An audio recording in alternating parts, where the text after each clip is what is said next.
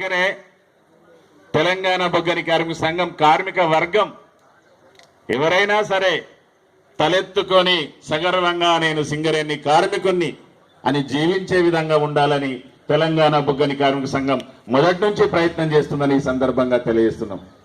అందుకని మేము అన్నాం 2012 నాడు డిపెండెంట్ ఎంప్లాయ్మెంట్ వస్తుందా రాదా అని మాట్లాడేటువంటి సందర్భంలో అరే డిపెండెంట్ ఎంప్లాయ్మెంట్ లేకపోతే సింగరేణి కార్మిక వర్గానికి ఏమున్నది, ఏం గొప్పతనం ఉంటుంది, వచ్చిన పైసలు 4 రోజులకే ఖర్చు అవుతాయి, అదేం గొప్ప విశేషం కాదు.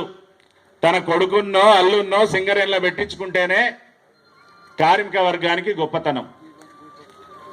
కార్మిక వర్గం నా కార్మికుడు కూడా, నా కొడుకు కూడా, నా అల్లుడు కూడా సింగరేణిలో పనిచేస్తాడనేటువంటి ధైర్యం ఉంటే మరింతో కాలం జీవితాన్ని కొనసాగించేటువంటి అవకాశం ఉంటుందని ఆ రోజు మేము భావించినాం. ఆ రోజు మమ్మల్ని ఎవరిని అడగలే, అయ్యా డిపెండెంట్ ఎంప్లాయ్మెంట్ పెట్టాలి, మీ